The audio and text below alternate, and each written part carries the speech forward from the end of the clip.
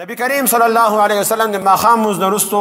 چې کوم موږ اوابین مونځ کوو د هغې فضایل هم بیانوي او فرمایي چې کوم سړي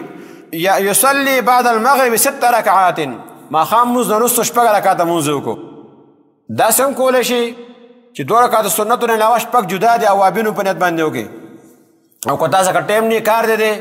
نو بیا 2 رکعاته وکړه بیا هم تعالی به کافي شي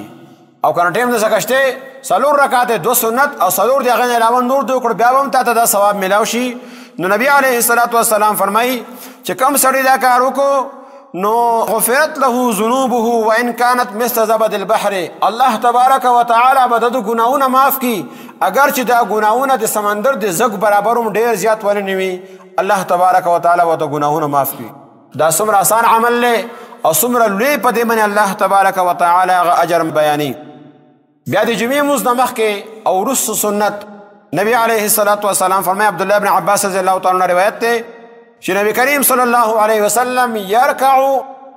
قبل الجمعة 4 وبعدها 4 د جمعې فرض نه مخکې به هم 4 رکعاته سنت کول او وروسته به هم 4 رکعاته سنت کول وروسته هم 4 رکعاته سنت مخکې هم 4 رکعاته سنت او عبدالله بن عمر رضی الله تعالی عنه روایت دی چې نبی کریم صلی الله علیه وسلم به د لمونځ نه وروسته بیا 2 رکعاته مزید کول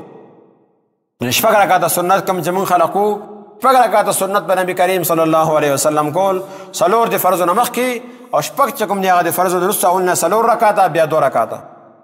نو دا د دې پابندي پکار ده دا سنت پرېږدی مو یو ورځ به نبی علیه الصلاة والسلام د مخامخ کېږو یو ورځ به نبی علیه الصلاة والسلام صورت تا ته ښودلی کېږي او تا ته به تپوس کېږي ماذا تقول في هذا الرجل دا پیغمبر مې تا ته لېږلی د دې سړي باره کې د څه خیال دی چې هر عمل کې د هغه نه خلاف وي موږ به څوک پوهېږو څوک دی څوک نه دی که زما عمل د هغه مطابق وي د هغه د طریقې مطابق وي زما خوراک څښاک زما ناسته پاسه زما تله راتله زما هر عمل وده کېدل پاسېدل د هغه د طریقې مطابق دي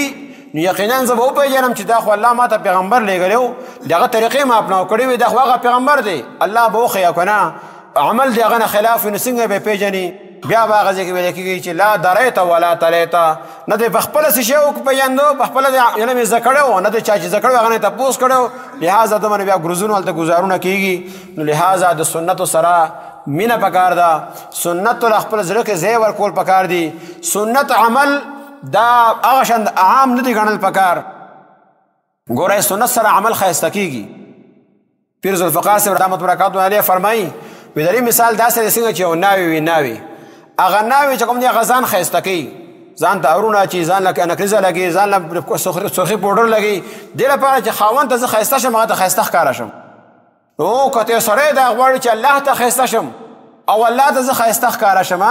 نو هغه د نبي علیه الصلاة والسلام سنت طریقې په ځان کې راولي الله ته به ښایسته شي یحببکم الله بیا به در سره الله مینه کوي ځکه چې سړی باندې خو ولګي پس سره مینه شروع کوي چې خوښ فلاني نو هغه سره خو مینه نه کوي دی ماله بده شي ځکه دا عمل خراب دی نو چې هغه ولا خوښ وي اعمال ولا خوښ وي پس سره مینه کوي یحببکم الله سنت طریقې د وجې نه الله تعالی سره مینه هم شروع کوي ویغفر لکم ذنوبکم او الله تبارک وتعالی به ستاسو ګناهونه هم معاف کوي والله غفور رحیم الله بخلو والا مهربان دی لقد کان لکم فی رسول الله اسوة حسنه تاسو لپاره د نبی علیه الصلاة والسلام زندګۍ کې دا ښایسته نمونه ده لیکن چا لپاره لمن کان یؤمن بالله والیوم الاخر چا چې الله باندې او د قیامت پر ورځ باندې یقین وي هغه لپاره په دې کې دا طریقه ده او چې آخرت ایر دی او غفلت کې پروت دی او د الله نافرمانۍ کې مبتلا دی نو بیا د هغې د وجې نه دا عمل کېږي لهذا